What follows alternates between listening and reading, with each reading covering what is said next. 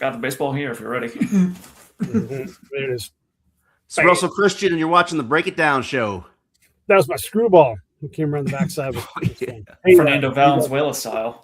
That's right. Exactly. We love baseball here on the Break It Down show. I like talking to my friends from Baseball X. It's always good to have. So we have Cullen here. Might have Brian Wetzel in a few minutes, but most importantly, from the Case 4 podcast, Russell Christian. Thanks for coming on the show, man. You're welcome. Thanks for having me on. Yeah. Hey, I heard that you don't know anything about ball. Oh, I don't know anything about baseball. I'm an old man that only looks at batting average. That's why I have my Tony Gwynn shirt on, you know. There you go. Batting average is all that matters. Yeah. What is your most outlandish belief about baseball that you still think is true? Oh, wow. Well, are you getting into like conspiracy theories or whatever you want? Like batting average exists, you know, it matters, whatever that thing is. It could be a conspiracy, but about baseball. That's what just because it flashed in my mind, I still believe the 1987 season was the rabbit ball season where they jacked up the ball to get the numbers up. I mean, I don't think that's a wild conspiracy. It's pretty accurate. I think that was the year of the balk too, if I remember correctly. Is that the first part of the year, and then everybody's like, "Hey, stay on the box, say, knock it off," because there were guys balking all the time. I think if you look at Dave Stewart's stats for that year, he has like 12. Yeah, he especially in the beginning was struggling with it. Something ridiculous like that. Yeah, that's funny. 87 rabbit year. Yeah, that's not that outlandish. I mean, I think we all definitely the numbers jumped up a lot. What about you, Cullen? What's your most outlandish thing? Most outlandish thing. Well, that's a tough one. Most outlandish thing. Don't think I have anything immediate. It's going to come to me at like 2 a.m. I guarantee it. That's all right. That's usually the way it goes. It's not an easy question, but when you're like, man, I think this is true, but oh boy, I don't know. Yeah. There's so What's many. The most outlandish thing that you hear that you like? There's no way that's true. How about that? Like for a while, like even after the whole Astros thing came out, it's like, all right, sign stealing, I get it's a thing, but like, I suppose the spider tack thing was less there's no way that can be true. It was more of a, well, what? There's been a rule in the rule book for years. Why haven't they looked for this thing? Or what's stopping them from making a new ball comes like using I think it's the MPB ball comes pre-tacked. Yeah. Right. What's stopping them from using that New Jersey dirt water or wherever they get it from? Yeah. That river mud. Yeah. That Tom's River mud. Yeah. Also, it was 88 that Stewart had 16. When did baseball's getting tacky begin? When do you think, Russell? Because that wasn't a thing when we were kids. No, it wasn't. The first I remember hearing about it was, I know Trevor Bauer would always talk about it on social media. And when he was still in the league, he was pretty active on social media, and he'd have things where he could show, he'd have his hand. There was a video he did where like the ball's stuck right here. Yes. I think I have a ball somewhere. Yeah, I remember that video too. On my hand is legal. This is completely legal. And you're like, that's crazy. When you caught a ball when you were a kid, it wasn't tacky at all. It was regular baseball. Yeah, it was if it wasn't beat up from overuse, it was slick, which is why they rub them down with the mud. Yeah. Brian's here. There's Brian. Made it. I was about to say, even growing up for me, playing catcher all the time, the balls were slidey. They were slick. And that was less than 20 years ago. Yeah. Right. Yeah. So sometime in our lifetimes, they started loading up the ball with sticky stuff, whether it was spider tack or something the league put on there or whatever. And people always talked about grip, but it was more about the seams before. It seems, and this is just my perception, Russell, you tell me, we're about the same age. Is that what you remember? Yeah, I remember the seams were tight. And, I talked about 87, the rabbit ball year. For sure, the ball was changed, but maybe even a bigger conspiracy is I think there's been multiple seasons since where they jack it up. You always hear about it in spring training or the season. Like now with social media, players are just online, like balls are different. And I feel like if you're someone that has put in your 10,000 hours in the batting cage and all of a sudden you're like just hit them in the second deck, it's like, what's going on here? Something's wrong. Yeah, like even 2019, I think, was a rabbit ball year. Yeah. Where you had, like, sure, Kepler hit, I think, 38 home runs. Like, you look at the stats for that year, they're all over the place. Yeah. Is that the year I don't know if I'm having a Mandela effect here, but I feel like there was a year that like Rawlings and MLB put out a statement. They're like, yes, we changed the ball, but it doesn't have here's the studies we've done that show it doesn't have an effect. Like they had a PR campaign like already. I don't know. Something like that. I don't remember. I know what you're talking about, but I don't remember exactly what that was. It's like they knew they had the damage control ready. I was like, all right, guys, like if we have enough industrial facilities now, can't we just make the same ball exactly the same? Because these are all still hand stitched, as far as I'm aware. Yeah. Would we believe it if they did? Would I believe it if they did change the ball to make it more lively? No, if they said if we put them in an independent place, they were going to all be the same. Would we even believe it though, or we would, like is it possible for us to believe that the ball has not been altered? Going forward, if they said we fixed the problem, it's never going to be altered again. I feel like the ball's going to be constantly changed, whether we know it or not. Sure. Yeah. Like I guarantee, if you get an autographed ball. Yeah, not to throw gasoline on the fire, but the ball they use in Korea is different. And now with the sport becoming more international, the WBC and stuff like that, I've heard some of the players that came from Korea, like bringing the Korean balls and certain players favoring them and stuff. So you might get changes in the ball gate. I don't know. That was one of the concerns with Kodai Senga when he was coming over because of the Ghost Fork. Yeah. Come over from MPB because there was a certain worry because I think the MPB ball is smaller than MLB ball. So he could fork it better, as weird as it sounds, so he wouldn't be able to get as much depth on the split. That's wild. Yeah. There was a worry with that when he signed with the Mets. It's wild that there's not a universal baseball size. I don't know. Yeah. I mean, they're all probably made in China anyway, so doing the same page here. Then you have the MPB ball, which has been dead for a couple of years now, apparently. Yeah.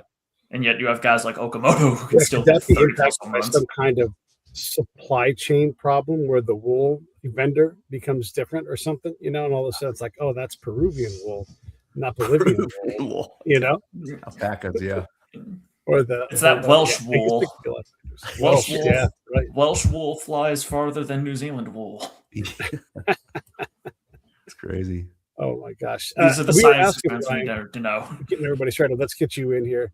What is the most outlandish baseball belief that you hold, that you believe is true, but you're willing to admit, maybe I'm out there a little bit? The most outlandish thing that I think is true. The Phillies are a good team. The best ever. I don't know, Pete. That caught me off guard. I have to think about that. I know. Yeah. Well, I'll tell you one that you hate expansion teams. I do. I do. Yeah. Can be taking championships away from good fan bases. That's not your belief, but other people hold that that is not true. Like you see something like we were talking about, last time we had you on, we were saying how like none of us know ball, right? And that whole thing. But when you see like the crazy comments, which one's out there, you're like, that's just fucking ridiculous. Most out there. I mean, that's like when Casper said about people saying a single is as valuable as a homer. That was pretty funny. There's lots of crazy stuff out there. I mean, people were all over Cedane Raphael, and he had a 15 to 150 walk to strikeout ratio. I don't know. Yeah, that's pretty funny. I was talking with the guy the other day, and he was harping about Luis Ariz. I'm always on about that, as you guys know. And he showed a graphic of like one of Ariz's first at bats. I don't give a fuck about spring training at bats. Like if I'm at the game, I'm going to enjoy myself, but I don't track that stuff. No. Some other guy piped in later on. He's like, he went 2 for 3 with 2 RBIs. Which, for me, like that's right on my wheelhouse. Like you're telling me, like I don't care about spring training things, but you showed me one thing where it's like, look, he hit this ball and it was dumb, and then he went and did exactly what makes him valuable: 2 hits, 2 RBI. And so like all of that stuff is crazy too. It's funny, Pete. One of the reasons why I wore this Tony Gwynn shirt is this is also an inadvertent Luis Ariz shirt because it's wild the hate that he gets online for being really good at hitting the ball. Yeah. Like, there's a lot of contact hitters that don't hit a lot of home runs. Rod Carew had that season he won the batting title with like 0 home runs. Like, you don't have to be a home run hitter. If you can get on base, you can hit the ball, drive in runs. Right. You know? Yeah. Like, no, you want Adam Dunn. You want 40 home runs and 200 strikeouts and a 205 batting average. Okay. Yes. Why? Don't overestimate Adam Dunn. He had Nothing against 195. Adam Dunn, but, you know. He mashed He can against hit the Kershaw, ball in the though. river, that's for sure. Yeah, he did. Is Adam Dunn a Hall of Famer? No. No, I don't think I've he mentioned is. him on the pod before. He had over 400 home runs, but there's like a short list of guys with over 400 home runs. Him, Kingman, Darrell Evans. I'm like, no way they're getting the Hall of Fame. Just batting average is low. Like, they mashed balls, and that was kind of they're great careers, but I just don't see them in the Hall of Fame, you know? Yeah. Yeah. And I'd have to look. What about Canseco? He's sort of close too, like that, right? He's at 4.6. No, I think you're at 469. 483 or somewhere around there. 462. I'm not looking, but 462 yeah, is done. I know that for a fact. okay. I don't know Okay, why so that sticks in my 430? head. Somewhere in that zone is where Canseco is. And again, there's a guy who Canseco's also at 462. Oh, he is. His Really? nickname, The Tide. his nickname is the Chemist. Well, that I guess Yeah. makes sense per baseball reference, anyway. That's why Now, obviously, Canseco. Canseco's not going to get in, Hmm. but 462 is a fuckload of home runs. That's top 20 all time, something like that. Top Probably. 30, I would think. Yeah, I'd say 30. I would guess 30 or 40. But 'Cause you I mean, have if it wasn't for Palmeiro steroids, yeah, like, as I mean, well. he was a superstar. But Yeah. I mean, you were alive, Pete, in '88. It was Oh, incredible. I lived in Alive the and Bay Area. driving. Yeah. Yeah, we were going to games. He was coming up, and it was amazing to watch him hit a ball. I saw him hit a ball one time against the Angels, and I don't know whoever it was, Gary DiSarcina, like jumped for it, and then the ball went out like on the line, and it just kept going and rising. It broke your brain with how you like. I'm pretty good at track and fly balls, and I was like, that ball should have landed in the outfield, you know, and it didn't. And we just hadn't seen guys hit the ball like that, at least in Oakland, because Oakland was such a giant park back then. Canseco is tied for 38th 30 with Adam Dunn. Wow. Right. Almost And a since he similar retired, amount he's of been at-bats passed by a between the two number of of them. guys. Pete, you were in the Bay Area. I grew up in Atlanta, and even still on the other side of the country, Jose Canseco from like 86 to like 92 was the biggest star in baseball, hands down. You know, Yeah. no disrespect to anyone else, but he was the kid. I still have his baseball cards. Like, you're trading baseball cards with your friend, everybody wants that Jose Canseco. Everybody's wearing Jose Canseco gear. My brother and I had A's gear, like McGuire and Canseco. Like, he was a huge star. So, Yeah. I mean, the only reason not in the Hall of Fame is steroids. I think on his numbers and stats and awards and everything, if he was clean, yeah, that guy gets in the Hall of Fame. But I feel like he wouldn't get injured as much if that were the case, too. yeah. Yeah, we don't talk about the deleterious effect of steroids very much. We just talk about the fact that people can hit 500-foot home runs or whatever. Mash But home runs, yeah, and have tiny balls. Yep.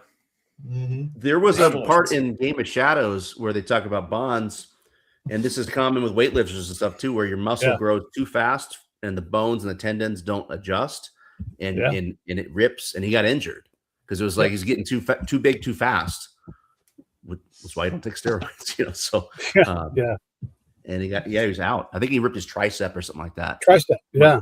And he had Yeah, access to the time. best doctors to figure out how to do that without doing that. And so it's Yeah. still, if it was that, it still happened, right? Yeah. Interesting. How much does Adam Dunn miss the Hall of Fame by? Is it 2 more regular Adam Dunn seasons? It can't be much. Averaged know. 37 per 162. He only played 14 years. Yeah, short career. Ooh, geez, that 2011 season is brutal in terms of wins above replacement. Yeah, and he's got And he hit 2,339 260 that year. strikeouts. Reggie Jackson, the all-time Yeah, leader, is still in the Hall of strikeouts. Fame. Career 230. Yeah, Reggie Jackson. Well, he's that's the thing. I'm not someone that says that arbitrary numbers must be the entrance, but if you get 500 home runs, 500 or more home runs to me, that and 3,000 hits, it's like, I guess you got to let him in unless they're on steroids or something. But I don't know. He might be the exception. Career 237 hitter, 18 WAR. So however, either your old fashioned and batting average matters, or your new age and WAR matters. Either way, like how I'm looking at something and I'm curious. Yeah. I'm curious what the smallest home run to RBI ratio is to be in the Hall of Fame amongst like the major power hitters, because it looks like Dunn has. I'm doing some eyeball math here right now, and it's just a shade of. I have two. Yeah. I would think they'd be recent. Yeah, I know. It's a very low RBI count for someone of prodigious power. Granted, those Reds teams weren't that known for offense in his early years. Yeah. Yeah. Yeah. I mean, the differences are usually not much, right? It's especially if you take perception out. And I know, Russell, you kind of worry about this, or you cover it. I shouldn't say you worry about it, but the perception piece of who's allowed to get in the Hall of Fame. Have you noticed any trend or anything with that? Like how much name matters or how much an event matters? I mean, like we were old enough to remember when Kirby Puckett, last left the field, and he got beamed by Dennis Martinez, right? And that ultimately wasn't the reason why he didn't get back. He ended up in glaucoma, but the last time we saw him, it was that, and so he just raced into the Hall of Fame based on money left on the table and that beanball in part, even though we all knew the beanball wasn't the reason. It still launched him toward, at least that was my perception of what happened back then. Yeah. Well, it's funny because I look at Kirby Puckett and Sandy Koufax as the two people, I say the Koufax treatment or the Kirby Puckett treatment, the players that play 10, 11 years and then the career's cut short by injuries. And it's like, if you're going to get the Koufax and the Puckett treatment, you have to be elite. Like Kirby Puckett and Sandy Koufax were elite, incredible, year in, year out, and just cut short. If you're someone that's like kind of one of the better, but not necessarily the star, and you got 10 years and you're retire, like you have to be really freaking good to get that treatment as far as I'm concerned. But to your point, I do like the fact that I feel like those career counting stats aren't necessarily the threshold anymore. The lack of 3,000 hits kept Steve Garvey out of the Hall of Fame. I think if Steve Garvey retired now, he'd be in. People don't look at the counting stats as much anymore. It's more of a how good were you in your peak? Look at Jaws, which takes like the top 7 seasons. And, if this person is one of the elite or the elite player for a sustained period of time, that's what I think the voters are looking at. And I like that because it isn't always about hitting those numbers. Because what if Adam Dunn hits 500 home runs? Is he suddenly more Hall of Fame worthy than Dale Murphy or Dave Parker? I don't think so, because you could say that Parker and Murphy were the best player in the game for a period of years. I don't think Adam Dunn, as much of a slugger as he was never the best player in baseball. I don't think he was ever the best player on his team. Yeah. To even submit that further. Yeah. Now, was he on the Reds when Griffey was on the Reds? He was, yes. Yeah. Early 2000s. Yeah. Yeah. 2000 to 07. Something like that. Yeah. When he and Jay Bruce came up, they were both like really strong players that had Hall of Fame potential, right? And then at some point, Jay Bruce fell off. And then at some point after that, Adam Dunn fell off. Yeah. But there's a concept I've been talking with some people about that kind of studies, like things that denote Hall of Fame, like things to build a Hall of Fame resume. It's not a binary thing. You're in, you do things and they add up to like, hey, this guy has 500 home runs. So along the way, he had 200 home runs. Like, hey, this guy's shot at 500 home runs. And then, they worked their way into these bigger numbers. But that doesn't mean I'm right about that. But what do you think about, like again, I'm always on about Luis Ariz because people want to shit on him, but he just finished 5 years where if you multiply that by 4, it would be unsustainably great. Like, obviously he'd be great. Yes. 7. If he replicated his last 5 years in doubles, the man has no power. He'd have 700 fucking doubles, fellas. Bless you. Yeah. Bless him. Sorry if that went through. And he's a contact hitter. That's Hall of Fame grade, right? Yeah. People are looking at Luis Ariz and wanting a home run hitter. I'm like, not ever. If you want someone that can win 3 batting titles and hit 500 home runs, like, okay, you want Ted Williams. Like, that's like everyone wants that player. Yeah, good luck. there's like a short list of those players. Like most Yeah. players can usually do one or the other. And if you want, the Barry Bonds and Ted Williams of the world are the great ones. So Arise is really good at being a contact hitter. There's nothing wrong with that. I think it's great, Unfortunately, singles aren't sexy. Yeah. I mean, Have you guys read Michael Schell's Fully Adjusted Stats book? no. No. Well, my buddy is big on. He knows him, and he texted me yesterday. I don't know if this is true, but I'd assume he's correct. He told me that Arise has the third highest fully adjusted batting average of all time right now. Wow. Adjusted for era, park, etc. Yeah. Yeah, he For all rates time, well dude. against league average for hits. So, and this is how I rate it. So I put it together of his percentage of the league average hits. So if the league average team has 700 hits, his percentage is comparable to Gwynn. Pick a season, they're going to be within a point or two of each other. Yeah. And then the really cream is up there. The cream lives above 10%. And when you get lower, those guys aren't guys who do the hit a game thing. And so we may not like to hear that, but that's how they rate it against their competition. So it doesn't surprise me to hear that when you normalize his batting average, it does well because, and guess what? He can hit. Yeah, hits matter. Hits Believe it or not. matter. Yeah. That's Hey, I it. gotta Unless mute you're for a the second. Reds Hang on. of 1964, you're not going to win a game without getting a hit. Right. Right now, two of our guests are gone right now, Cullen. So you and I are going to hold down the fort here. That's the way it goes sometimes. It's the way it goes. That's all right. What do you? What's interesting to you? Like when you look at things to sort, what are you thinking about? Like what's? I know you're working on some knockouty stuff, but what else is out Yes. So I've been mostly looking at positions. Just I want because every time I see those tweets or whatever, or it's just like, oh, this player or that player. Okay, but who else is on my team? Do I have, like when we were talking about the A's the other day, it's like, all right, do I have a lane of lefties coming up? How do I want to structure my lineup so that way if, say, a Josh Hader or Aroldis Chapman comes up who's really good against lefties, they throw a lefty in the game. It's like, all right, now I have 3 lefties in a row with 3 batter minimum. These guys suck against lefties. I'm subbing in a righty. I don't want to make lanes for managers to possibly go, hey, I can throw this guy who throws it, like if it's 3 righties, this Sergio Romo frisbee slider that breaks away from righties, and they're just going to nub over it on the end of the bat, ground all the second baseman. 3 easy outs. There goes my 3 best hitters. Yeah.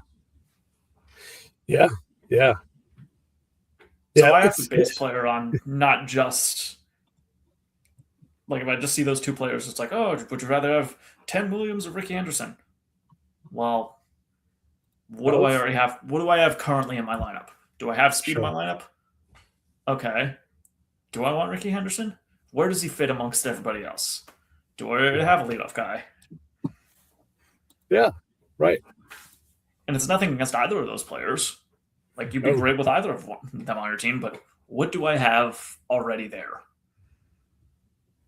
Yeah, there's a whole thing with that where we're trying to figure out the best player and the best whatever, but what's the best available player?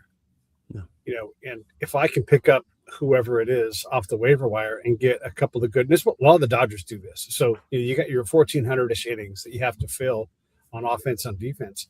And not all of them have to high quality innings. So you can have Cullen come out of the bullpen when, hey, we got a 10-run lead or we're down by 10 runs. We're going to give this kid 5 innings, but there are going to be 5 innings where we don't give a fuck how he does because he's just filling innings.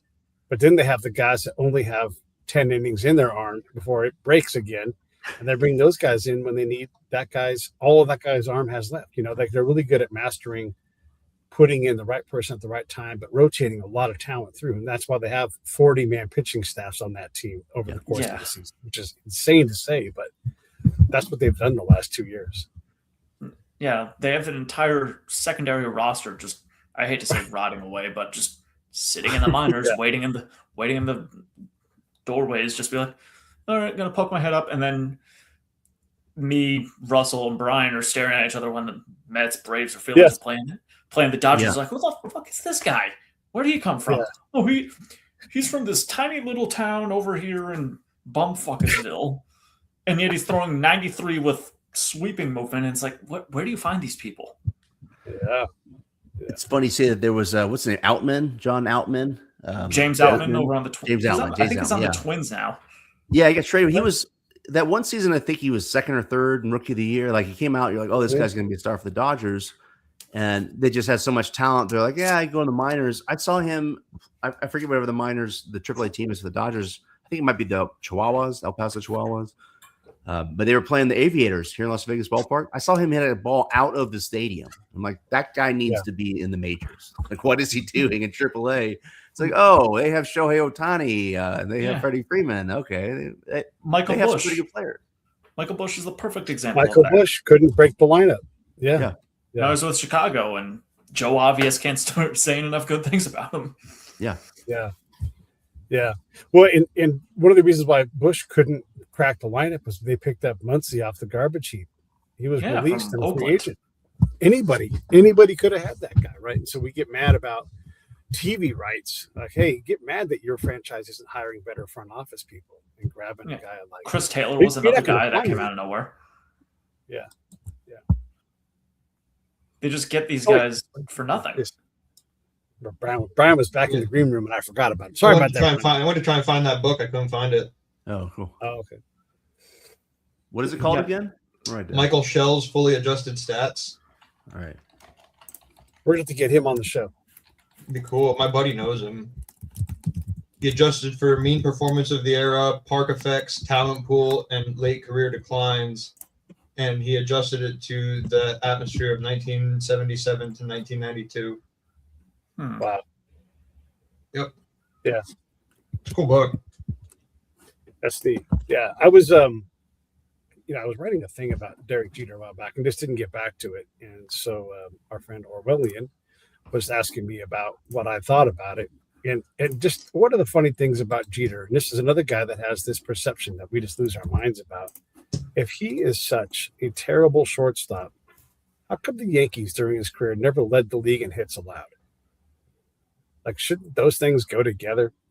Most of the time, including in his 30s, they were better than average. So at some point, it's just these things don't. I'm not saying people are bad at stats or anything else, but at some point, you have to get to the practical outcome of what happened. If he's the worst fielder in history, a thing I've heard quite often, where are the hits? I'm with you, Pete. That's one of those takes that I scratch my head at. People, they knock on Arise and then they knock on Jeter. I'm like, I mean, he's pretty good shortstop. You stick Jeter on it. I think 5 rings, making dated spectacular half plays. of New York. Modern day Joe DiMaggio, dude. Yeah.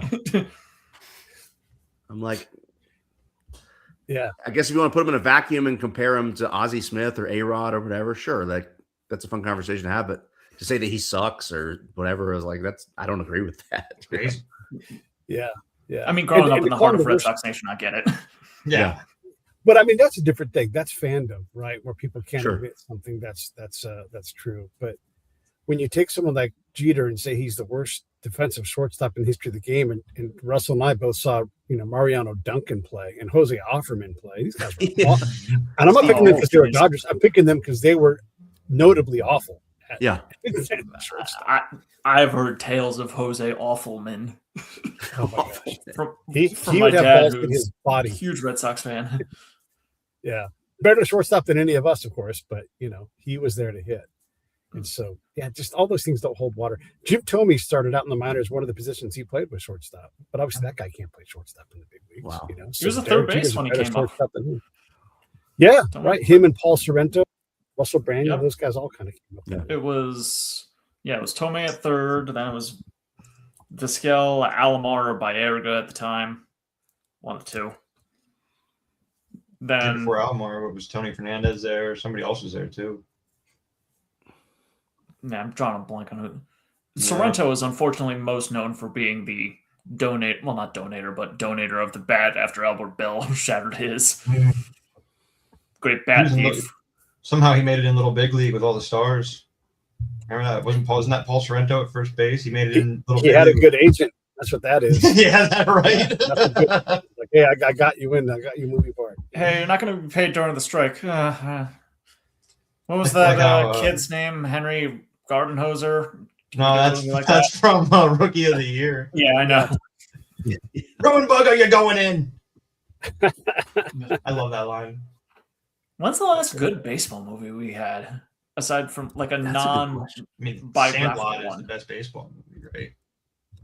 Sandlot's, man, I love the Sandlot. I love I mean, Bull Sandlot Durham came out in the personally. 90s. Peak of my childhood, Sandlot's old, dude. yeah. What I was I going love to say for the love of the game, and that's 25 years ago also.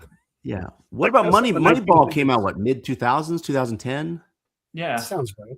Yeah. Pete, for Love Yeah, of the that- Game that's came out probably- in 1990. That came out 36 Yeah. years ago. Yeah. I wasn't born yet.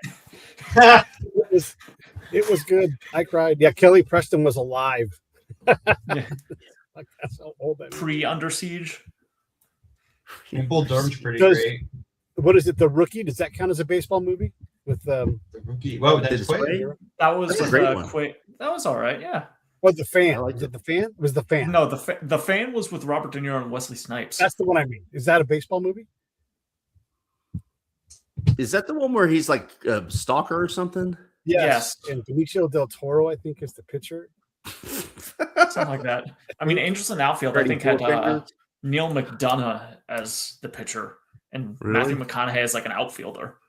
The Joe remake, I'm not so the old that I was at when they made that. They opened up the stadium for media when I was in college, and we went, me and this other girl, and we were there and had a chance to chat with Stoney Jackson and all those guys.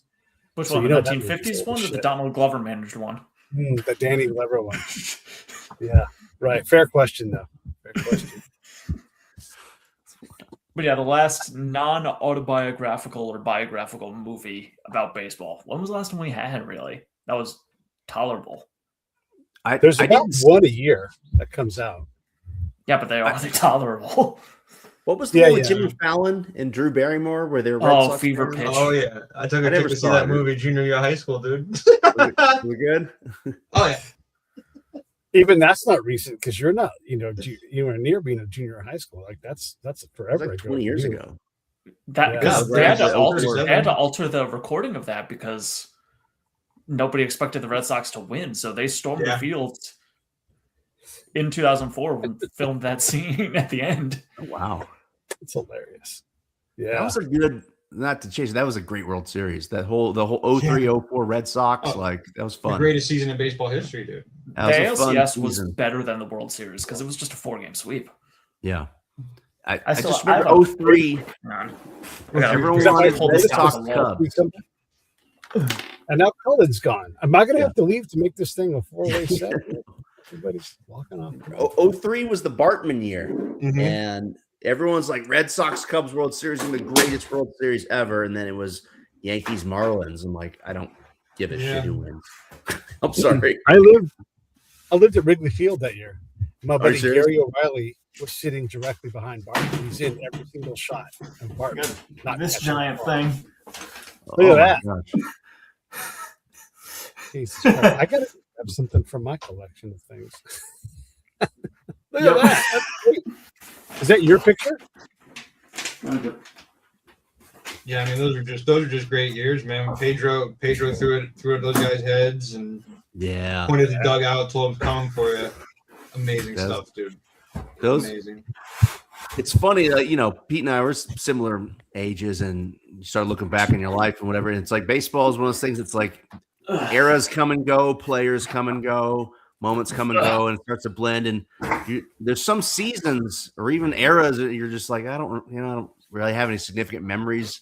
But that era, the early aughts Red Sox, as they were starting to get better, and then climax with the winning. Like that was a cool era of baseball. It was a lot of Curse fun. of the Bambino, the greatest legend in baseball history, dude. That was a Yeah. culmination Yeah. of it. I mean, that was Yeah. you get no better than that. And then after that, with A-Rod getting suspended and they threw at him and stuff, it's like, oh man, this shit is fun. It was fun, man. Yeah, Yeah, you had two curses broken in back-to-back years. yeah, Yeah. Yeah. yeah. Yeah. The White Sox broke their 87-year curse. Right. Yeah, right. Scotty Podsednik. Big No old home runs in the acquisition. regular season. I hear he was a terrible baseball player because he didn't do it by the way we want him to do it, is what I heard. Well, he You did. didn't hit a single home run in 2005, but you hit a walk-off home run in the 2005 World Series. Go All that figure. matters, man. Yeah. I was looking at, so I've been writing a thing about Oral Hershiser, and he came in relief game 4 of the NLCS in '88. And by my count, '88 is the greatest baseball pitching season ever, from end to end. And he came in, and that leverage moment when he comes in, so the whole thing is crazier than it even sounds, but he comes in, and it's the highest leverage moment in the history of baseball, playoffs baseball. And then he iced McReynolds, and that was the game they won it. If he hadn't won it, there was nobody left in that team that could pitch. Tim Belcher was back in the hotel waiting to start the next day, and Tommy, the fucking dice roller that he is, like, give me Oral, who pitched yesterday. He fucking brought him out of the bullpen. Is there any manager today that would dare roll the dice like that? I mean, he rolled the dice left and right. He's like, I have a guy on base, hit and run all the time. Who is like that pushes the bounds of what is possible? Anybody? I don't think anyone, because, with Yamamoto, what Dave Roberts was saying was Yamamoto was coming to him, like, coach, I'll go in and all that stuff. So he's like, oh, I wasn't. But Lasorda would just be like, Yamamoto, get in there. Like, I don't see anyone doing that.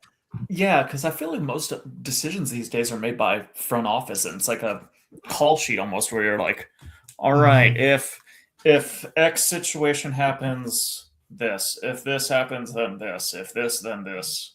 Like, there's not a lot of feel anymore, I've noticed, with managers. Like, you don't see like the Joe Madden. Answer the phone. Yeah. It's like, but you don't see managers, like, sure, in the postseason it's heightened, but during the regular season it's just like, all right, yeah, it is what it is. There's no case-by-case basis. It's just, all right, these 3 batters are coming up. Analytics dictates this. Yeah. Through this guy. Which, there's a place for that in baseball, of course, where it's just like, oh, what we used to call, oh, this guy has a wipeout slider. Okay, your slider spin rate plays well against these guys. It's the same thing said, just different verbiage. Sure. Yeah. Yeah, it's hard to think of a single manager that is, like, allowed to make that gutsy call to roll the dice. I'm trying to, like, they don't even. And I know some of these things are passe. Like, no, bunting is really not that important, but sometimes you got to bunt. And then I know hit and running is not what it once was, but damn, it sure was fun. Knowing a guy was going to run, even if he wasn't the right guy to run, it's like, you're going to have to stop him. But and the teams, spaces, I'm surprised they haven't gone back to the hit and run. Yeah. It's why the It's a powerful postseason. tool. Yeah. The postseason, you see bunts and you see some of the old school small ball stuff because they don't have a choice. Yeah, it's like bottom of the everyone 8th matters. or something, and it's your only shot to score, Yeah. But it's fun. It is. We talked about it. First time you had me on, Pete, we talked about that. My favorite era of baseball, the 80s, when it was stolen bases and bunts and hit and runs. And, the power numbers weren't there. Most of the guys were leading league with 35 home runs or whatever. Maybe have like But one or two guys speed at era. 40. It was an era of pitching and speed and steals and Ricky and Vince Coleman and Willie McGee and hit and runs, Yeah. It was fun. Yeah. And there was pressure on the game. There was pressure all the time. Yeah. They used to do this thing where they would show, like, Vince Coleman, and he'd be out there in the edge of the sliding box, right? Yeah. And like, oh no, he's got 1 foot on the grass. He'd be out of the sliding box. He'd be like 10 feet away. Yeah. And they would have, like, this split screen of, like, he's got his lead. He'd be like, it's like, it captivated you. And then they throw over and he dive back. He'd be like, oh my God, like a heart attack, And it was fun. And like this, it was incredible, the tension that those guys created. And if Willie Wilson just touched a ball, you just like, please get the camera on him as fast as you can, because it's amazing to watch him run, And we've gotten a little stayed in our approach to how we show the game and the story that we tell. For sure, yeah. Yeah. Like, some of those WBC angles are insane. Oh, Like, I think when was the Cubs Dodgers opening series in? Was it Japan or Korea?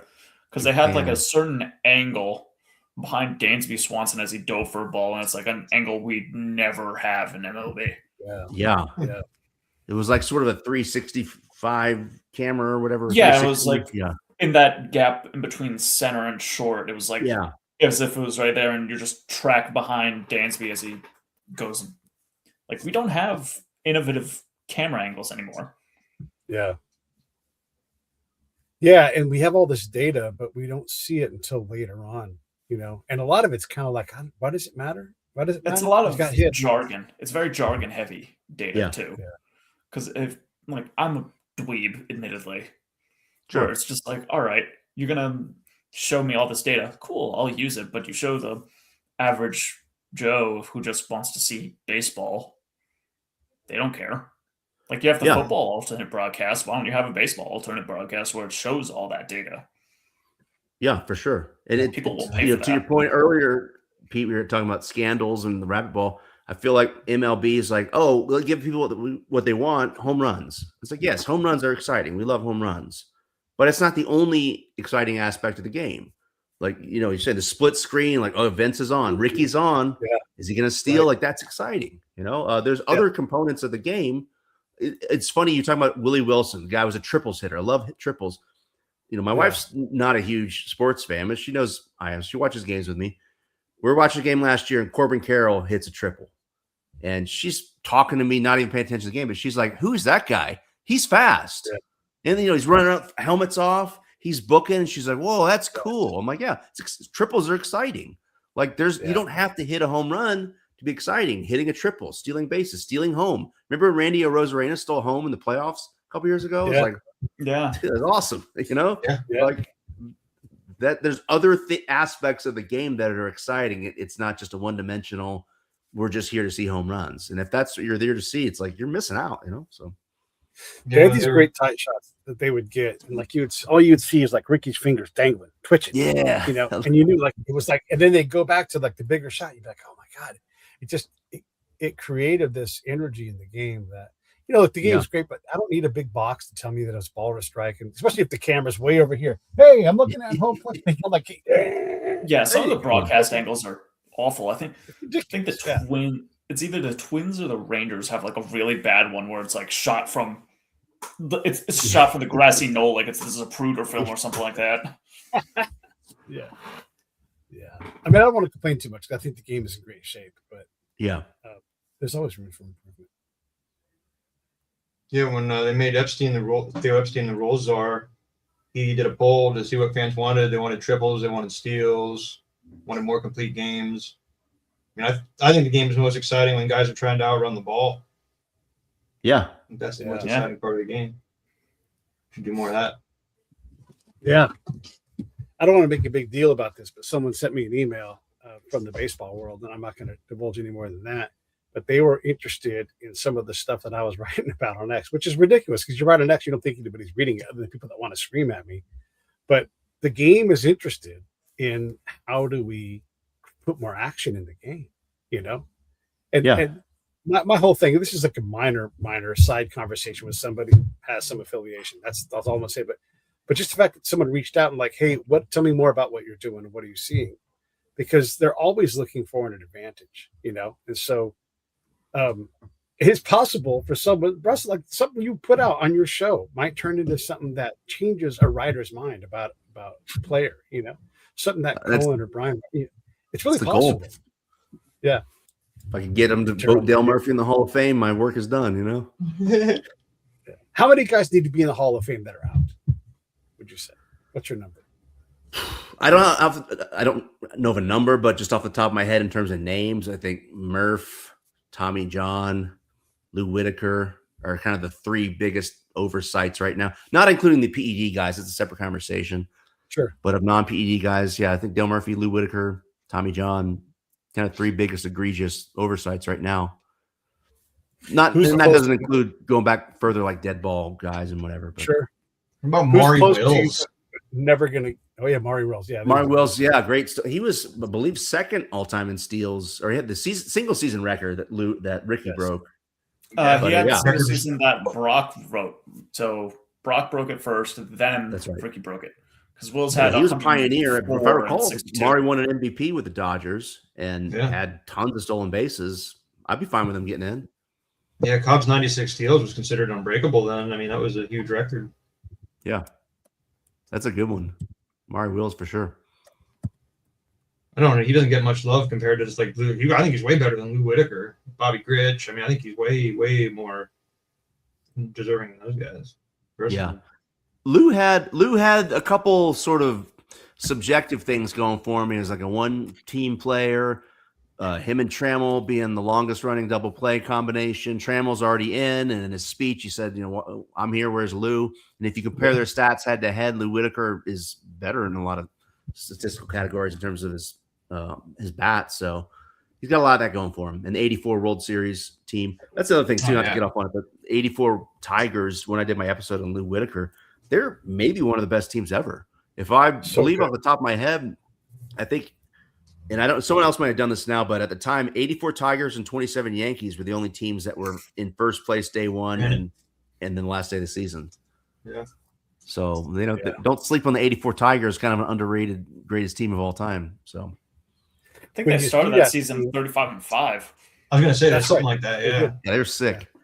That's Jack Morris, Kirk Gibson, Lou Whitaker, Alan Trammell. Kirk Gibson. I don't think Kirk Gibson is going to get in the Hall of Fame, but he had Hall of Fame moments. Deserving. Yeah, exactly. Hall of Fame moments for sure. MVP, like the walk-off home run. And he was a stud and a star in the 84 World Series. So 2-time World Series champion. And talking about books, Sparky Anderson has a book, Bless You Boys, about that season. And he just, every page is raves about Kirk Gibson, There's an image, depending on what feed you had for the World Series in '88, as Gibson is walking up. And I forget what it is, but it's something like you don't want to pitch Gibson's to you. last 12 at bats are 3 home runs, something like that. Like it was like, oh God, here comes the monster. But he was a monster, and it's just those are those stat things where it's like, oh, he hasn't, like if you look in football, I know we're talking baseball, but it's like, oh, hasn't missed a field goal and so many attempts. Oh, great, he's missing it. Yeah, it's one of those immediate stat jinxes. It's funny you said that, Cullen. I got to say this. I think it was 98, 99, with the NFC Championship game, Falcons versus the Vikings. And Gary Anderson was up to kick for the Vikings, and he had made, I think, 59 consecutive field goals.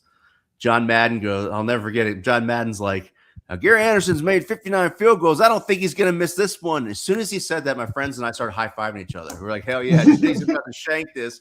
Gary Anderson misses the field goal. Falcons win the game and go on to the Super Bowl. So it's real, man. Yeah. Yeah. There's the announcer jinx and then there's the stat jinx. Yeah, for sure. Yeah. Let's see if I can find that picture while we're talking here. Oh, Gibson was incredible. But that overall, that Tiger team doesn't scare you. Like if you look at it today, you have to see it in the context of its time. And like you were saying earlier, Cullen, like how it was built, it was just a dangerous team. Yeah. Only have 2 guys struck out more than 3 times. Yeah, I don't think there's anyone that had like 30 or more home runs. Like nobody had like massive stats. It was just a really one good person over 30 home runs. Oh, Lance Parrish. Yeah. Okay. I have the stat page pulled up right nobody now. had gaudy stats, is what I'm trying to say. Yeah, not really. No one above 174 hits, and that was Trammell. Yeah. No one had more than 100 runs. No one had more than 92 runs. Yeah. No 30 stolen base guys. When Kurt came up, Sparky was comparing him to freaking Mickey Mantle, if I remember right, and I don't think Gibson was too happy about it. Yeah. Well, that's the thing. He had speed too. He stole a bunch of bases in his career. Everyone thinks of him as old man with the knees, and it's like it's the end of his career. He had knee problems, but he was like a All-American wide receiver at Michigan State. Dude was fast. He could fly. So he had power. He had speed. Played center more field. Steals than homers. Yeah. Really? I was reading some old baseball stuff and then also some Olympic stuff from '80 when they were talking about Eric Heiden. Eric Heiden was this incredible skater. Anyhow, they compared Eric Heiden to Kirk Gibson in this 1980 article, and they talked about All-American wide receiver who was fast and strong and big, And so, like, way before we even know him as Kirk Gibson, the baseball player, he was Kirk Gibson, this amazing football player. Yeah. And even when he was playing all the time, they would say, All-American wide receiver. That's how they described him. Kirk Gibson, former All-American wide receiver. And then it'd be about playing baseball because they didn't believe he was going to play baseball. They thought he would go play football also. Yeah. That's just a remarkable thing about Kirk is he was that highly regarded in 2 games. There's a great story, and we can get into story time. I don't want to get a lot of time, but there's a great story about Sparky Anderson. I've heard this one where he picks up Kirk Gibson. I think this is like his rookie season, and he's a great football player, great athlete and stuff. And it's funny because Kirk Gibson's known for being the clubhouse guy that like gets everyone in line. And apparently like Sparky went to pick him up from the train station or wherever for spring training and like spent the whole ride there just chewing his ass out. Like, you think you're hot shit. You ain't nothing. Blah, blah, blah, blah. Like immediately putting him in his place. It's like, what? And Kirk Gibson's like, all right, guess that's how it is in the big leagues now, you know? Lit a fire under my ass, literally in this fucking car ride, you know? Probably chain smoking the whole time too. Yeah. It's old school. Yeah. The Jim Leland special. Yeah. I love that video of him chewing out Barry. Barry Bonds talked about it. He's like, I needed it, man, you know? Yeah. He was disrespecting Bill Verdon. Yeah. So I'm looking at the 88 series, and as Gibson's walking up to the plate with his bat in hand, one of the stats is Kirk Gibson lifetime, 6 home runs and 19 RBIs in 20 postseason games. That's a stat line right there. Jesus Christ, yeah. It's one of my favorite names is on that 1984 Tigers team. Who that? Rusty Kuntz. Oh. Yeah. Makes me laugh every time I see it. And then they flash a stat. Dennis Eckersley has not allowed a home run since August 24th. That's the next. There it is. Yeah, there it is. Yeah. Yeah. That's it. So great. You see that and you immediately go, fuck. Mm-hmm. I feel like when Freeman hit it off of Nestor, not this year, but in 2024, I'd have to go back and watch the feed, but I felt like they put a stat on the screen. Maybe I'm just misremembering. Mm-hmm. I felt like there was a similar, because that one had shades of Gibson, the whole walk off, you know. Yeah. Same time too. The exact same time on the clock. Yeah. Sometimes like also injured. Yeah. I'll have to go back and watch, but I thought there was something flash like Nestor hasn't given up home runs and so. It's like, oh, come on. I don't think he pitched in like months too, and then it was like his second pitch. I questioned. Well, we got all Monday morning quarterback, but I was like, why is he in the game? You know? Yeah. I think I asked the same thing when I saw that. I'm like, why are you? Yeah. Like, I hate the Yankees as much as the next New Englander, but still, it's just like, why are you doing that? Yeah. And I still wonder, I don't know why they don't have Jason Dominguez playing. He was playing in spring training game. He was like 2 for 3 or something. I'm like, I thought the guy was supposed to be the Martian, the greatest player ever or whatever. I'm like, they never play him. And when he does play, he's good. Like, I don't know. His defense is atrocious, but still. Yeah, not my monkey, not my circus or whatever. So whatever. I'm not a Yankees fan. I honestly thought they called him the Martian because of the way his face looks. Is that what they call it? Because he's I ugly? don't know. I could be wrong. That's what I thought. It looks like a Koopa. Oh, I thought they called him that because he was from outer space or whatever. I'm like, okay, well, I saw something why they call him the Martian, but I forget what it was.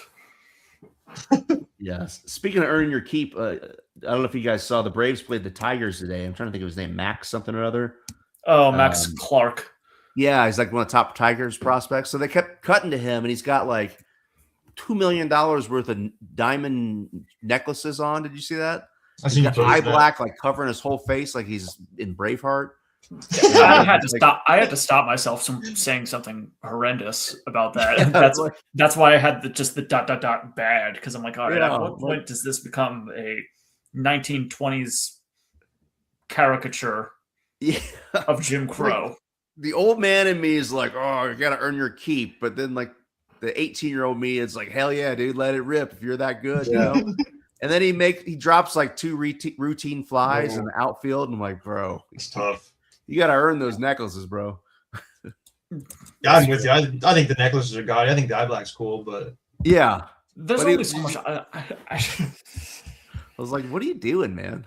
I remember as a kid, we would have like our little practices before games, like over by this like little gazebo looking. It was right behind the community center, actually, for like my little town, and we had like there was like this grill there, and all the kids were like, "Oh, let's put charcoal on our faces to simulate eye black." It's like no. I remember some kid was like, "Oh, you want to do it, Cullen?" I'm like, "No, you look like a moron." No, yeah, you look stupid. It's not Ash Wednesday. Yeah. Let's play baseball. Ash Wednesday. Yeah. You got the military background, and I always heard from my military friends like, don't show up to boot camp with the Marine Corps Bulldog, tattoo. Like, get through boot camp first, and then get the tattoo. Yeah. The best approach to boot camp is to be somewhat reasonably physically fit. That's a big boost. Be able to handle a weapon, not great at it, just not be terrified of it. Yeah. And then just gray man the whole time. Yeah. Just when it's real simple. They tell you what to do. Stand at the motherfucking position of attention. If someone hits you in the back of the head with a shovel, you're welcome to pass out at the position of motherfucking attention. That's what they say. And so you learn, like, oh, just stand there at the motherfucking position of attention. Don't look around. Just stand there and look at the square on the uniform of the person in front of you, and then you'll just disappear into the crowd. That's all they want you to do. And so, don't have a big crazy tattoo. Don't have a big character. Amongst your buddies, sure, but just gray man. That's the best approach. Yeah. Maybe Max Clark needs to hear that. If you're gonna dress like that, bro, you got to hit 2 home runs. So you can do whatever you want. Because they showed Acuna and he's got his gold. I'm like, Acuna's earned it. He's earned it. Yeah, can rock the gold chains. All right, Then you have like all the necklaces and all the chains and whatnot. I forget that Max Clark picture. I saw you post that and I'm like, how's that not weigh you down in the outfield? Yeah, you're running around. Heaven forbid he gets mic'd up. All you hear is just yeah. I'm like, where's Jim Leland when you need him, man? It's like the Monty Python coconuts. It's just like as he runs out. Pack of cigarettes. I'll go out there and play that role and be like, listen, kid. Do you remember when Dante Culpepper gave a kid his necklace, his chain? Do you remember this in the Super Bowl? No. He was there. So Dante Culpepper sees this kid, and maybe the kid's got some kind of physical issue or something like that. So he gives him this pepper. It's like a crusted pepper. Oh, cool. Giant rope. Puts it. He's like, yeah. And then it was like he gave it to him, and then he wanted it back. Everybody's like, dude, you gave it to him. That's not a good look. Yeah, it was not. Yeah. Dante Culpepper did not figure it out. Yeah. So okay, we talked about Whitaker. We talked about who else are we talking about? How about Dewey Evans? Brian's really big on Dewey Evans now. Yeah, I came around on Dewey Evans because of Pete. Yeah, I was down on him. I didn't think he belonged in, but I went back and looked at him and stuff, and I'd put him in. I'm kind of surprised he's not, to be honest with you. You guys saw him. I didn't see him. Yeah, he was a star at the time, and he's one of those guys. Again, if he retired now, he's getting in because people aren't like, oh, he has to have 3,000 hits or 500 home runs, blah, blah, blah. Like, you're like, oh, here's one of the elite players for a sustained period of time. Like, that's sort of criteria now. Yeah, you look at his stats. I have his page up right now, and it's just consistency. Exactly. Consistency. It's the Eddie Murray of right field, really, from the looks of things. With gold gloves. I don't remember off the top of my head, but I know I've done a lot of these for my podcast for trying to promote Dale Murphy's case. But if you look at like the leaders of the 80s, he's in there like hits, doubles, all this. Like he's in the top leaders in the 80s, which I know it's kind of arbitrary, but that's important to me and to a lot of people. Like, Is he benefiting from playing in Fenway a lot? The home and road splits. Let me look.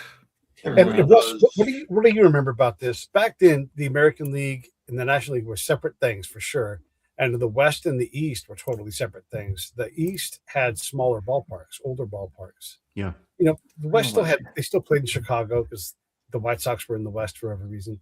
But did he benefit from the type of ball and the type of ballparks played there in a way that maybe put people off of him? Because I'm trying to figure out how he didn't get in. Okay, so there are some home and away splits. Always are. Yeah, which makes sense because Fenway is Fenway. You have a roughly 800 OPS away and then an 885 at home. Differences in home runs is 21 more home runs at home, 75 more doubles at home, equal amount of hits almost. More runs at home, which could also be a product of other players' performances at Fenway, like your Jim Rice's and whatever. Yeah. There's 100 RBI difference, but not bad.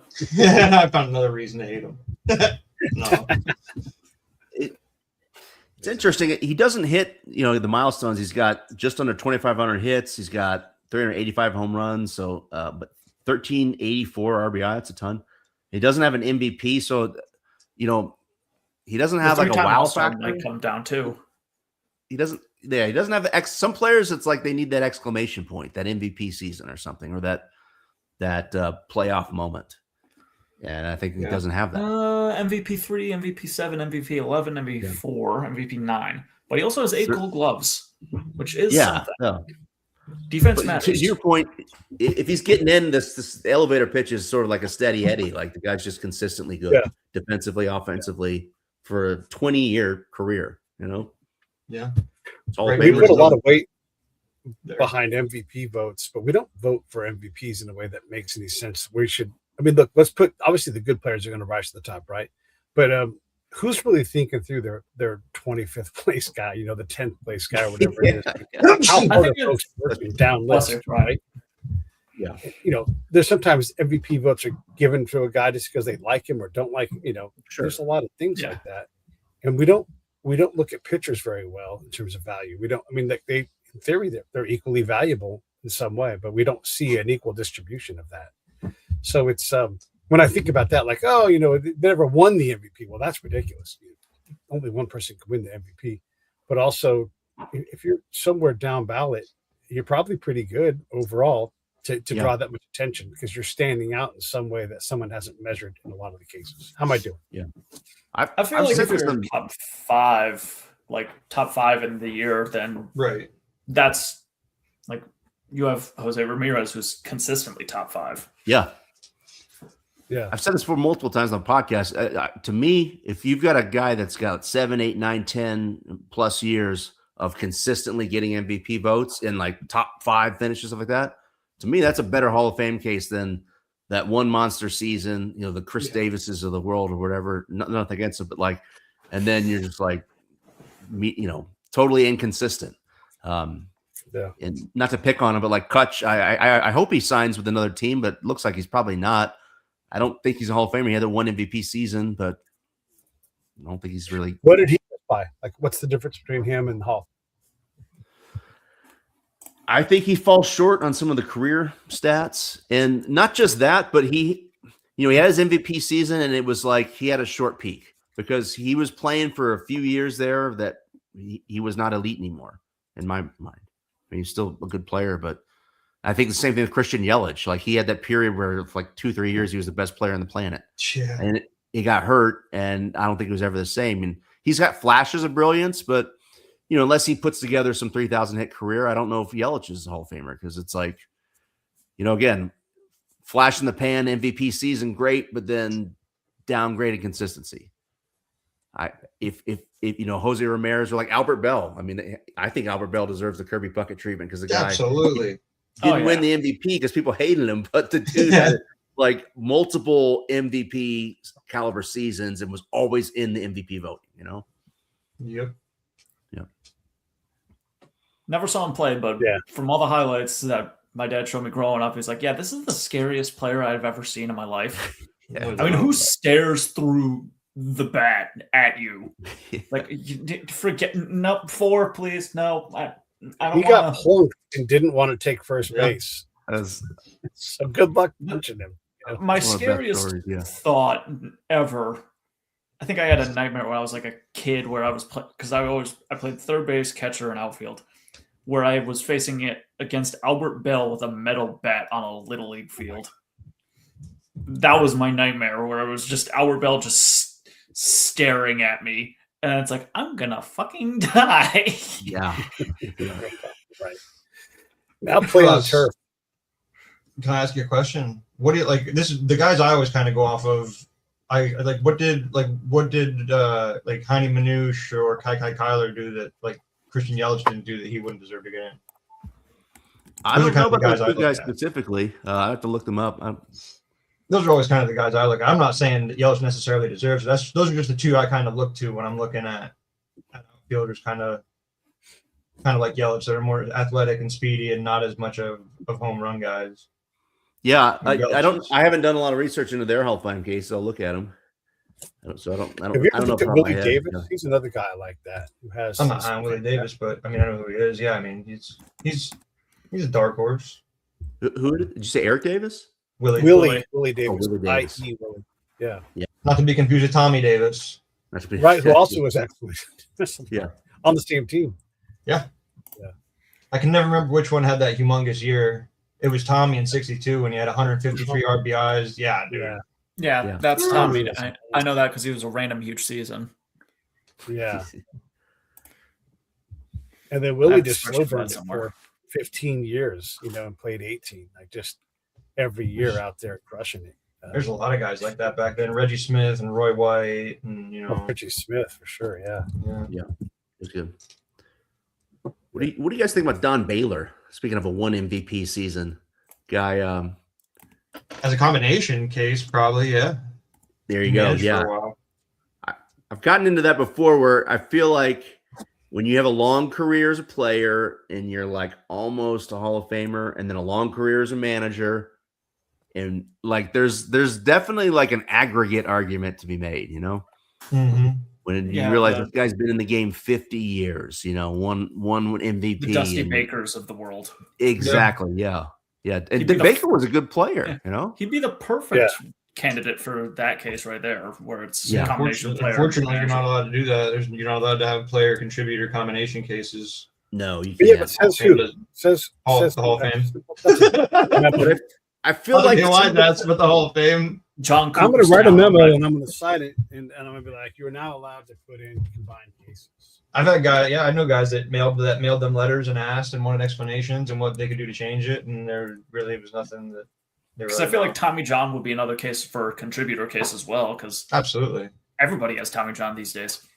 Oh yeah.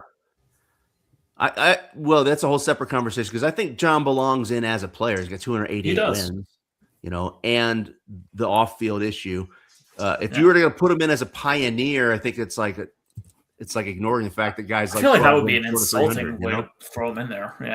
Yeah, because that's the thing too. People rip on Candy Cummings. Like, I was just going to say Candy Cummings. He's in as a pioneer. Yeah, but I'm fine with that. Even the curveball, allegedly. I want justice for Candy Cummings, dude. I want him in as a player. No, he's a wear mask. Yeah, I don't think 5'9", 120. Jeez, what's that? 5'9", 120. Is that taller than you, Cullen? Yes, it is taller than me, but I'm heavier than him. I'm 5'8", 160. It's just a man. It's just a man in shape. Candy Cummings still has the all-time record for walks per 9 innings. Yeah, right. I wouldn't put too much stock in those heights and weights, dude. They have Hank Greenberg listed like 6'3", 220. He's definitely like 6'8", 275. Man, Hank Greenberg is a hell of a player. I've been pestering that guy for like a year now, trying. It's like, hey, do one on him. Come on. Yeah. Do it on Yom Kippur. Do it then. Yeah. Greenberg he didn't get the same recognition as Williams and DiMaggio, and Jimmy Fox, but he was a beast. It's because he was Jewish in that era. Yeah. He was a hell of a that's the story too. They said that the year he had 57, 58 home runs, that people weren't pitching to him because they didn't want a Jewish player breaking Ruth's record. Yeah. I think he lost a couple of home runs too in rain shortened games. I think he actually did hit like 60. And Fox, same thing happened to Fox. Yeah. Yeah, that's an interesting thing too, like the lost home runs, like those kind of pieces of work when people look for those things. McGuire lost a home run in his big year. I have another one that Ruth has lost a couple home runs because before I think it was, I forget the year exactly, but if you hit a walk-off home run, they would only count it to the base that would score the run. So if there was a runner on first, you hit a home run, it would just count as a triple. Right. And there was a case for Ruth. It's like, oh, he actually hit 715. Oh, well, 714 is a better number, and we already celebrated Hank Aaron for hitting 715. So, no, it's 714. Yeah, I've gone back and changed numbers before, though. Yeah, that's right. They did it with Anson a lot, too, with his hits count from National Association days and all that sort of thing. Never mind him being a racist piece of shit, but that's besides the point. Yeah. He was bad. He gets I feel like Ty Cobb gets the vitriol that should be pointed towards Cap Anson. People remember Ty Cobb because there were sensational books written about him afterwards that were questionably true. Yeah. Whereas Cap Anson didn't have the same star power, so everyone just forgets and knows that the guy was an asshole. Yeah. Who's the biggest asshole today? like in the game? Today? Ooh. Tommy Pham, I guess. I love Tom. I love all the assholes. I love Tommy Pham, but Tommy Pham's fun. He hasn't been signed, I don't think, but yeah, I don't think so either. I like Tommy Pham. I enjoyed him when he was on the Mets. Yeah, enjoy him everywhere. Is Harper an asshole? Yeah, I think so. I like him too. I like Harper. Yeah, I think never Chapman had might be anything one of against your Harper. assholes right now. yeah, Chapman. Yeah, I like Chapman too.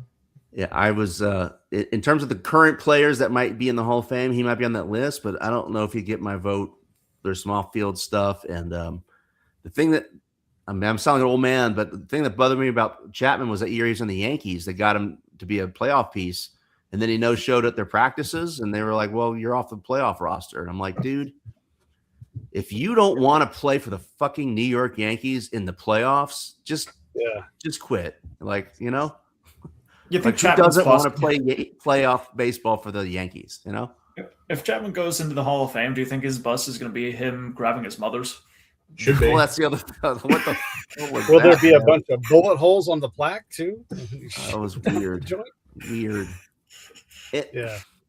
Yeah. Baseball is home to Generally not like an off the characters. field issues because unless it's steroids or like some criminal stuff, but DV stuff is pretty bad, and that was weird. And yeah, they canceled Knobloch's Twins Hall of Fame induction for that. Yikes! Yeah, that's bad. Yeah. Charlie Well, Garlick.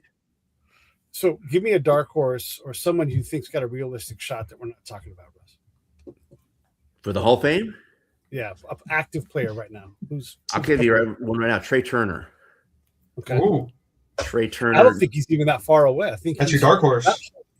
That whole Yeah. cohort in his age grade, they're incredible. It's one of the strongest age groups ever that I can find. Yeah. Those guys who are now age 33. Yeah, he's right there. I A don't know lot if of people 33 might say, "Oh, dark horse." He's there, but the thing is, like, you look at his stats. Pulling up a baseball reference, at various times he's led the league in games, plate appearances, at bats, hits, triples, stolen bases, and won 2 batting titles, and led a league in total bases 1 year. Like, the dude can do everything. While And he's only been shortstop. playing 11 years. Yeah, he's incredible. So he's in that cohort with Matt Chapman, the other Chapman, not the one we were talking about earlier. And Matt Chapman's also got a legit shot at it, And then you have Machado, Harper, Betts, Schwarber, Xavier Bogaerts. Pete, you Those blew guys. me He's my away dark with horse. Xander Bogaerts, dude. You blew me away with Xander Bogaerts. Like, yeah, and I'm not saying he's going to make Bogart's it. going to be my but dark he's horse. got a shot. yeah, he has a shot. Yeah, it's amazing. So I'm rooting Xander for him. Bogaerts, that's why you can't see him is he got such an early start and was so good. And good early starts they don't mean great. It means like can you exist as 20-year-old player in the major I leagues? remember You're not supposed to be there. I remember him coming up and playing third base as number 72 for the Red Sox in 2013. I remember that. Same way that I remember when Hanley came up with the Red Sox before he got traded over to Florida for Beckett and a couple others. And they were like, oh, Hanley's coming to Boston. I'm like, he's coming back to Boston. What are you talking about? What do you mean? Yeah, he played for them back in 2005. He was up here for like 2 days. He didn't get a hit, but he was there. Yeah. Bogaerts feels like he's been there that long. Yeah, he's been around since 2013. He's played Look at his 13 baseball. seasons. Yeah, look at 32. that. 13 years. He's just under 2,000 hits and 200 home runs. Almost 400 doubles, I'm pretty sure. Yeah. Yeah. He's looking pretty good. He's one of those guys. If he retired today, no, but 3 to 5 more years, not even like MVP caliber, just consistently still pretty good. Like he's going to get solid. Yeah, he's going to get solid. Probably 250 homers. He's already a 4-time All-Star, 5-time Silver Slugger. He has the chrome and leather and all that. I mean, he's 2 World Series wins with the Red Sox. Granted, one of those was like a 2013 flash in the pan, but he was one of the main guys of that 2018 team. Yeah, and it's crazy. There's a lot there. It's weird, like the players, we talk about the 80s stuff. You went back in the time machine, 1988, and said Dale Murphy, Darryl Strawberry, Dwight Gooden, and Jose Canseco are not going to be in the Hall of Fame. You'd be like, what? Or get Keith Hernandez added. So it's like you have these players that Don Mattingly even. Don Mattingly. If you have these players that are like, oh, this guy's clearly a Hall of Famer, they're not. Then you have the players, the Steady Eddies and the Harold Baines of the world. That's like, they're just always there. They're not sexy. They're not flashy. And then they retire after 20 years and you're like, holy shit, how many hits did that guy have? You know, oh, wow. You know, the baseball Tim Duncans. Yeah. You're like, this dude's a Hall of Famer. So a lot can happen between year, 13 and 18 and, a lot of, but I can see Xander to getting include in. expansion. If baseball expands, let's say they expand by 2 teams between now and 2030, which seems possible. Sure. That would really provide a boost to a guy in his late 30s to hang on for a couple extra years and especially have some, down the talent of baseball pitching would go down a little bit too. It could really make a huge difference. Because anytime you get it, whatever the sport, when they get those expansion teams, they usually want the veteran guys, even if they're not quite there. They're like, I remember the Marlins, they had Charlie Huff, like 47-year-old knuckleballer, like, the guy's been in the league 25 years. Like, they want those guys in the clubhouse because all your other guys are like 18-year-old kids with, So you look at, again, Andrew McCutchen. Like, if there's 2 expansion teams, he's on one of those. Like, why would you not want him? MVP 100%. caliber guy, clubhouse guy. He can't hit as well. He'll still hit 250. Get him on your damn team. You can mash against lefties, and then you can mentor your young guys because I guarantee Kutch would love to do that. Exactly. Get Scherzer for that reason too. Imagine Scherzer as your pitching coach, him coming out to greet you at the mound after throwing a bad, like your bases loaded pitching coach comes out to calm you down. It's Max Scherzer. He just kind of stares at you. Those heterochromatic eyes. It's like pitch the fucking ball. He pulled a hamstring and said, "I'm pitching around it." Gave himself a black eye. He is the scariest pitcher. I feel like I would just shit my pants facing, honestly. Yeah, that's a funny thing. Like back in the olden times, Roger Clemens and Pedro were the headhunters, and then they would say silly things. The commentators like, "Oh, wait till Roger Clemens gets to the National League." Like, he's Roger fucking Clemens. Doesn't matter if he has. He's gonna be fine. He's still gonna buzz the tower. He just is. And you think Pedro's gonna be afraid? He's like, no, he's gonna go up there and he's gonna do his damn job. If you throw at him, he's gonna hit your guys. Like, it's not gonna be fun. And so some of those guys are just built like that. They just remember the Clemens quote about Hank Aaron back in the 80s. Aaron said he could hit Roger Clemens. Clemens said, I just got to put one right in his ear hole and see how he hits me then. Yeah. Damn. I wouldn't mind some more of that today too. Me too. Hey, go ahead and dig in. Everything's for clicks nowadays, so go for it. Yeah. No, I'm talking hitting people. Barry Bonds was on a podcast or something recently talking about that, about how the guys are doing this and all this stuff, and he's like, dude, and I mean, he played the 2000s. He's like, they would throw right at you if you pulled that shit, They threw to Harper in the beginning of his career because he was too cocky. Yeah. Well, he was. Remember in the minors, he hit a home run. He was blowing kisses, and I was like, dude, what are you doing? But he could back it up, Yeah, that's the thing. He was also like 17 years old or whatever. So yeah. In junior college. Yeah. He left high school early. Yeah. I love that guy. He could have been starting center field for the Nationals, 18 years old, dude. He should have been. Are we going to see young guys like that anymore? Are we ever going to see another 17 or 18-year-old kid on the verge or in the big leagues? I think so. That kid in Pittsburgh is 19, Cotton Griffin. Yeah. You see him launch 2 home runs today over the baby green monster down in Fort Myers. Yeah. That's awesome. Launched 2. Yeah. Cullen's getting excited by spring training. Yeah. To your point, it's baseball. You're going to see it, Pete, because especially the international signings, they sign kids at 13, 14, 15. And if you got a shit team and, why wouldn't you put the rising star in at first base, Who was the team recently that signed like the 11-year-old? Phillies. Of course it was. Was that the kid that I was watching part of the Little League World Series like last summer, and there was some pitcher, they're like the Dodgers already signed him or something. I was like, what? I don't know about that. It might be who you're talking about. Yeah. No doubt. That's crazy. What else do we need to cover before we wrap this up? Thanks for coming on the show, Russ. It's always fun to talk with you. But what else do you guys want to cover? Anybody else got a question or anything? No? All right. Brian, what do you got to close? I am shocked that Maury Wills is in the Hall of Fame. I've been on the Maury Wills bandwagon for a while, and I think they need to get Maury Wills in the Hall of Fame. All right. I think he might be the best player outside of it. It's no talk. Cullen? I got nothing really to add. All The right. Red Sox. What about Smokey Joe Wood? Smokey Joe Yeah. Wood. I He love was- Smokey Joe Wood, dude. Yeah. His 1912 season is insane. How about the Professor DiMaggio? Do you want him in? Dom? Ooh, Dom Yeah. DiMaggio? Tom's pretty Yeah. good, dude. Yeah. I don't know if he had a Hall of Fame career.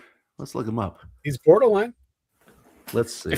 It's one of those missed time to war, which is no fault of anybody. Yeah, I could but Dom go and- on for Probably But we the use sec- it to the benefit of certain players and other players we don't, right? Yeah. So that's- Damn. probably the second best player on those Red Sox teams. The only other What guy do you maybe think? be Must be Burns. looking at him now. Williams, Bobby Dorr come to mind, Pesky soon after. And they had like Pete Missed Reynolds and 3 stuff. years due to World War II. Yeah. Led the So league then, twice. Brother Joe. Was That's an interesting Yeah. case. Ooh.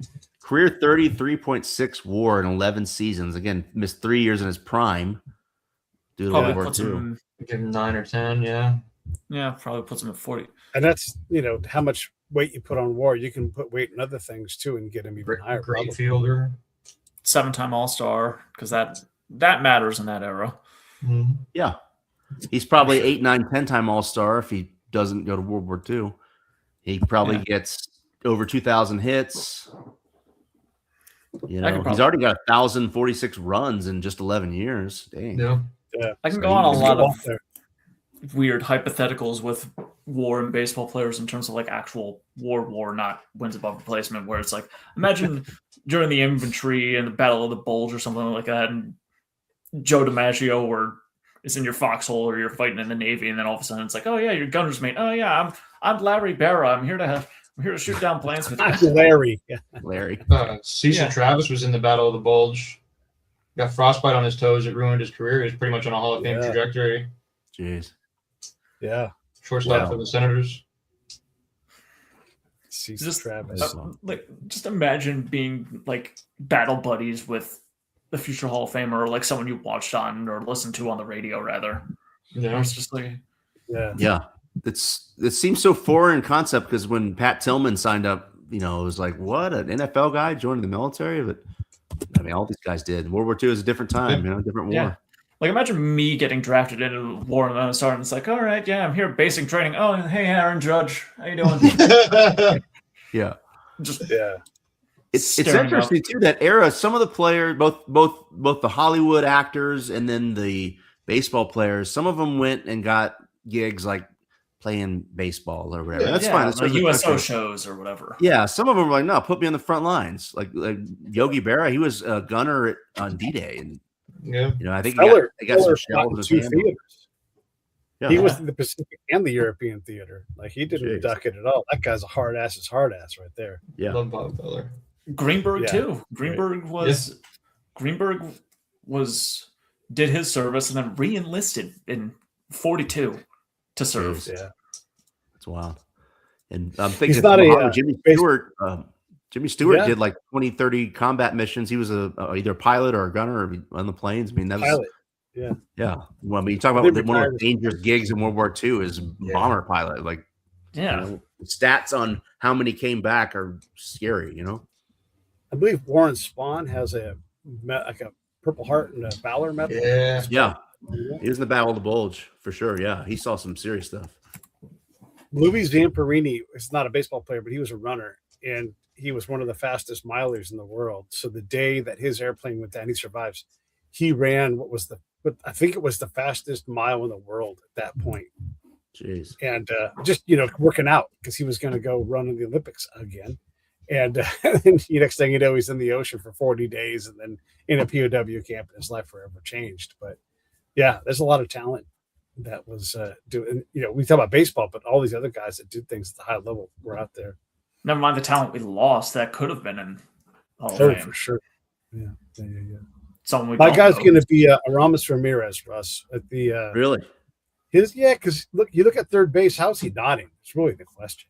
It's pretty dramatic. If you have to compare him. You have to want to do it within the third base realm and say, yeah, he's top 10 all time. And if you want to really squeeze him hard, maybe he's top 13.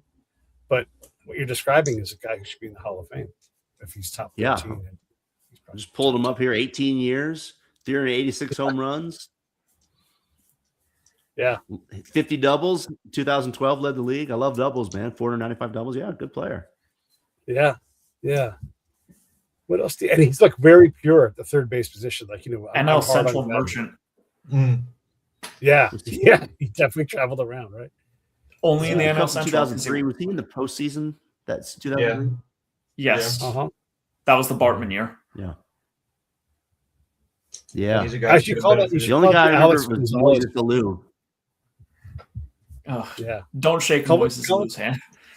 Call it the Alex Gonzalez year because he's the one that botched the gimme double play right after that. Both of them who were that- there. Yeah, everyone blames Yeah. Bartman, and the freaking collapsed after that. I'm like, dude, don't blame Bartman. Yeah, That was you wild. really- I don't know if that happened. You really think like it was possibly something that triggered the collapse, but it was nothing that like you still have. I'm pretty sure they still had another game to play after that as well. They That was did. game Gary 6. Wood not only started well, but hit a bomb about 450 feet to left center. Yeah. He crushed a baseball. They easily could have won that game. Yeah, Yeah, for you sure. still had another game to win. Yeah. I think I saw a video recently on postseason home runs hit by pitchers. One of them was like Joe Blanton's home run in 08. Yeah. Yeah. Yeah. It's a funny thing because that Gonzalez double play ball is the easiest double play. Like when you see that, you're like, that's all it took was that, That's- yeah. And Yeah. yeah, that's why I don't like to call it Bart because like now you're blaming some civilian, for Yeah. something. Yeah, that was dumb. Even at the time. Yeah, he had to leave Chicago. Yeah. Like, that's how bad yeah. it was. It's amazing. People have tried to find him. He has no footprint. Mhm. Nobody's After seen a an picture event like of that. him. I don't blame him. Yeah. That's my buddy Gary and his dad Gary. Oh, Gary yeah. O'Reilly, Wow. Gary O'Reilly. And there's Bartman, of course. And, Oh. They gave him a ring in 2016 and he issued a statement. And so he's out there. But there was an article of somebody chased him down and like met him in a parking lot or something. And that was weird. Like, just leave the guy alone, Yeah. Yeah, it's like Wayman Buckner in '86. Like a lot of things. Yeah, that that's a bummer. Met team was like a zombie that would not go away. Yeah. Like, oh goddamn, here comes Ray Knight again. Oh my God, here comes so and so. Mookie Wilson. They were relentless. Yeah. So Cocaine it was more about Coke. the Mets.